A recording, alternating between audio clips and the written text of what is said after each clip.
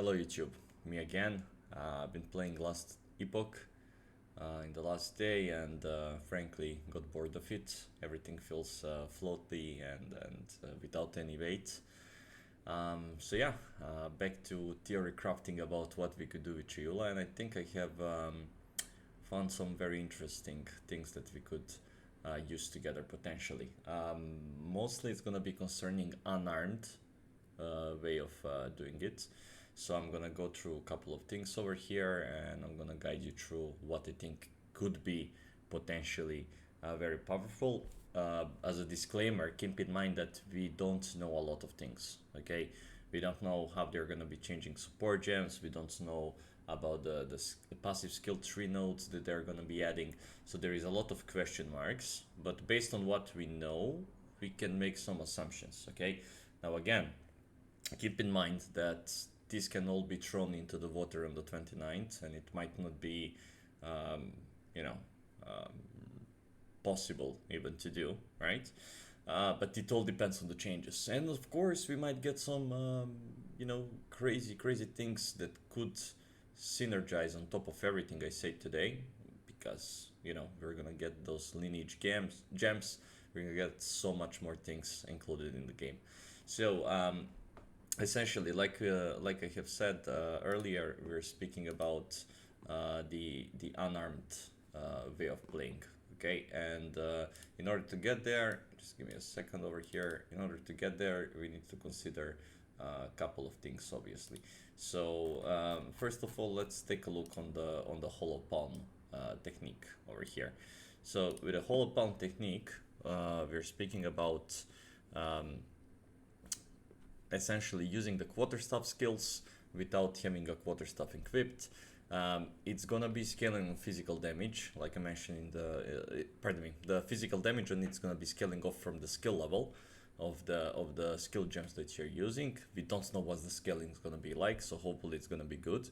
But the interesting part is 1% more attack speed per 25 item evasion rating on equipped armor items, and 0.1 to critical hit chance per 10 item energy shield on equipped armor items. So essentially think of it like 1000 evasion is going to be giving you 40% increased attack speed, which is something that can be quite stackable, because if you take a look at a lot of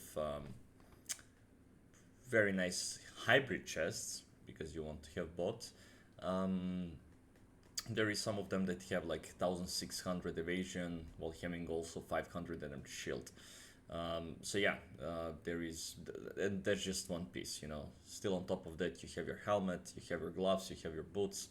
So this is something that you can also take in mind. Okay, now keep in mind that obviously over here, going for spectral ward and going for subterfuge mask will not increase your attack speed and critical hit chance, due to those being modifiers based on what's the rating on the item. The ones that are included in the hollow palm technique are gonna be taking in mind only the numbers that you see on the item itself. So also going for acrobatics will not affect your evasion when it comes to the attack speed, right? So this is something also that you could potentially take as a defensive layer on top of it. Okay, now we're gonna be speaking about defensive layers down the road, but my plan is to be using the hollow palm. I'm still gonna get the quarterstaff, and I'm still gonna try to find something very good, because again, I'm not really sure how it's all gonna work. Nobody knows at the moment, and quarterstaff used to work, right? So always have a backup plan. Now the reason why I'm looking into it is because of mostly volatility and the attack speed that this kind of a build is gonna give us, and also the critical hit chance that this kind of a build will give us. So the new change to Chayula, as I mentioned in the previous video, we are speaking about we're speaking about being able to gain 1 volatility on inflicting an elemental ailment, and you take no damage from volatility. So essentially, you can get free volatility. It's capped at 200 stacks, which means that you can get up to 200% extra damage as chaos damage for the period of 10 seconds. Okay, after it, you need to stack it again. And now there is stack on how to do it, and I will get into that in a moment. But the point is that with the new changes to consuming questions, right, and changing it to unraveling, we are gonna be having chaos damage also being able to freeze, ignite, and shock. And what it does is going to be changing every 2 seconds. Okay, so that's also a very important factor to consider. So when we are inflicting again elemental ailment, we can get volatility, right? And on top of that, by having the critical strike chance, as you can see over here, we do have the volatility support gem, which is going to be doing interesting thing. Again, getting volatility on critical hit. Now the thing about volatility is that it can be gained once every 0.1 seconds. Okay, so this is a little bit of an issue. I'm not a fan of it, but it is what it is, and we need to deal with it. The point is that if you, I guess, shock 10 enemies at the same time, you will get only 1 stack of volatility, right? So that could be a little bit of an issue, but again, during the mapping, I don't think stacking volatility would be an issue. Okay, the more concern of it is with the bossing, and there is tech that you can use in order to get that volatility. I will play a video of it from another YouTube channel in a few moments. So the volatility is going to be like the main thing around this build, just because it gives us an enormous amount of chaos damage. Okay, and as you are probably aware, most of the monsters in game do not have chaos resistance. Now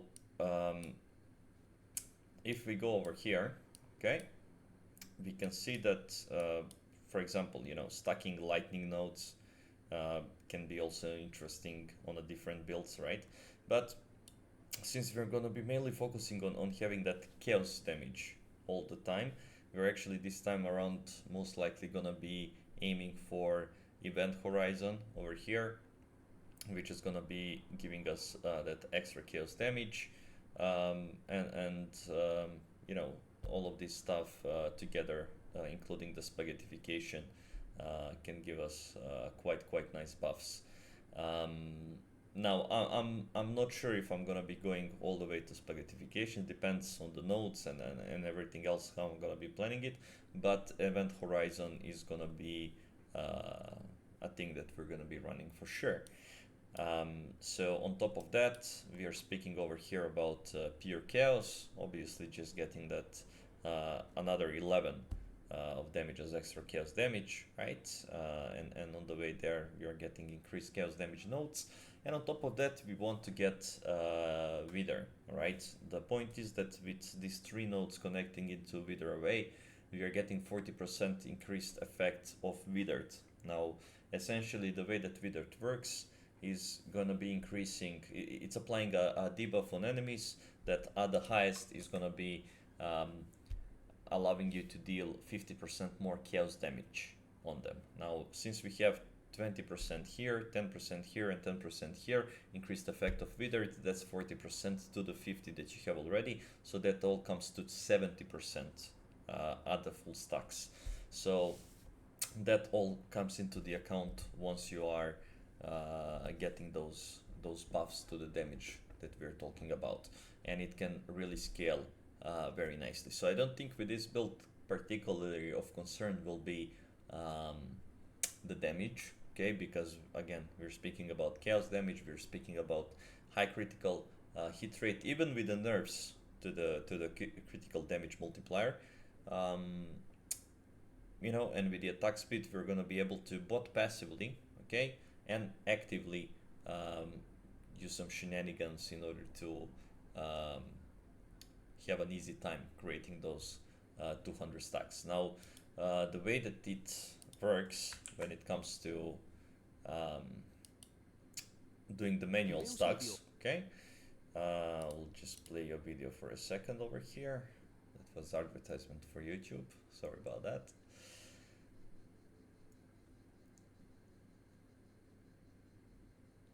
Okay, so the way that it works,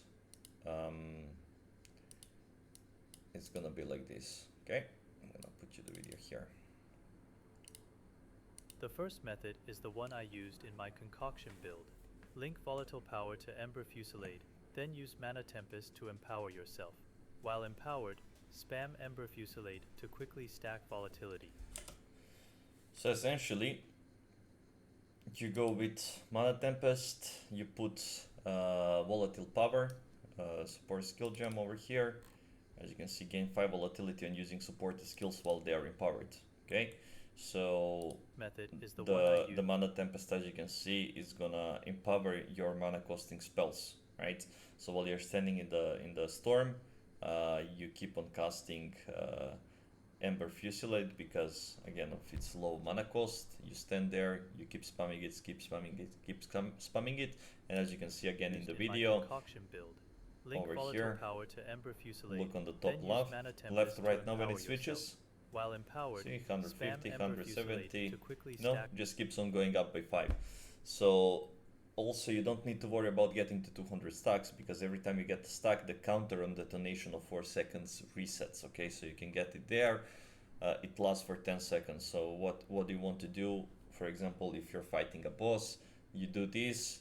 You have, as soon as you stop creating the stacks, you have 4 seconds before it explodes and gives you that 200% increased chaos damage. Okay, pardon me, 200% gain of extra damage as chaos damage, and you just head towards the boss and you start smacking it. Okay, with this kind of a damage, you should be able to kill it within those 10 second window. Also keep in mind, yeah, that you would be stacking volatility as you're hitting your crits and afflicting the boss with elemental ailments, because you're gonna be having an easy time doing it because you're running into the fight with 200 stacks already of extra damages, chaos damage, and due to the change in the ascendancy and how right now you're able to inflict elemental ailments through the chaos damage. All 3 of them, this is changing things, and it's gonna be allowing you to stack volatility even more. Now that's a speculation, okay? I don't know exactly how it will work, whether you're gonna be able to stack while you're still affected by this 200 original that are giving you already the buff. So we will need to test it out. That's why I said at the start of the video that there is a lot of question marks when it comes to this. Okay, but yeah, I guess you pronounce it Qfun. Shout outs to Qfun. Make sure to give him a like and subscribe, which I'm gonna do right now. And yeah, that's gonna be an active way to create those volatility stacks, unless something changes. Okay, again, like I said, take all of this with a grain of salt because things can change before the game is released. Now, that's kind of like the main idea behind it. Now, of course, still you would like to go with the critical. When it comes to energy shield, all of these buffs, they're not gonna affect your, again, critical hit chance from the Hollow Palm. They're just gonna add extra to it, to your defenses, but they're not gonna actively increase it. So the way that I'm planning to go around it is stacking chaos damage this time around. I'm planning to go with Tempest Flurry. Okay, I feel Tempest Flurry with, if I can push the attack speed high enough, can give me that kind of a momentum. I don't know if you followed some builds from 0.1 version of the game. There was Stacker, Triple Stacker, Gemling, also Chayula, done by Uberjager, and he got up to like 30 attacks per second. So I can tell you that with that kind of Tempest Flurry, he was flying through the map. Okay, he was flying through the map, and it was much faster than Ice Strike. let me tell you that. So again, that's kind of like something that got me inspired to work out something like this. Now, when we go to uniques, okay, the uniques that I have in mind, okay, so if you're gonna go unarmed, we're obviously speaking about Thunder Fist. Um, when it comes to Thunder Fist, we're gonna get level 19 Crackling Palm. Uh, this essentially, from what I saw, works like, you know, you hit with this ability, and there is a lightning bolt that's being dropped on the enemy that you hit. So I don't know exactly what's gonna be the description. As you can see, there is nothing on the tooltip yet. We can't expand it, so we don't know the full extent on it. Should this be used instead of Tempest Flurry or Ice Strike? That's again a question mark. Okay, but for the moment, again, it's a big question mark, right? Uh, this is very nice because again we're getting that free damage. We're getting also this can go up to 1%, so we can get that critical hit chance, flat one. So that's all gonna be increased by amplifiers further down the line. A little bit of lightning resistance, a little bit of attack speed. All these numbers are floating, right? So they can change. Now this is in the case that we are obviously going unarmed. Okay, now that we are over the unarmed items, we need to speak about um, what else can we do for the defenses. Okay, so I mentioned to you the thing about acrobatics, because if you're gonna be stacking evasion and energy shield, acrobatics can be nice. Um, Again, probably not being able to fully utilize it because we're kind of want to go for the hybrid, but still to some extent, if you get lucky with the items early on, and with the currency, you could probably get yourself some very nice pieces. Depends again how much of a damage you want to sacrifice, but then again, like I mentioned, damage shouldn't be a real concern in this kind of a case. That's the idea with it. Okay, obviously let's not forget about the new um, ability that works with evasion, where we can deflect damage. Okay, so that there is a chance based on your evasion that you can deflect the damage. So you might go that bad, but keep in mind it's only deflecting 40% of the damage, and keep in mind also that it's gonna take a stat slot on the item, right? So you will need to um, sacrifice something else that you would have on an item instead of that. So those are like things to consider. As you know, in Path of Exile, it's always like, if I choose this, what am I losing? What are the bonuses of choosing this thing over another, and so on and so forth. So that's the idea behind it. This time around, I don't know about power charges, if I'm even gonna go for them. There is always discussion about going for the charge stuff, so I assume I will go for the charge stuff regardless. But again, it all depends. I will see how it feels with it or without it. But I guess I will go. And probably what I'm planning to put on charge stuff is Withered, support gem, which is allowing you to essentially wither enemies, right? And increase the amount of chaos damage they are taking from you, um, based on chaos damage that you're doing to them, and it works very nicely with the new ascendancy nodes. So yeah, I think I will probably run that, and I will run the volatility support gem, the one that gives you volatility once you crit. So I'm probably gonna do that passively through the charge stuff, and still go combat frenzy with the resonance in order to generate power charges.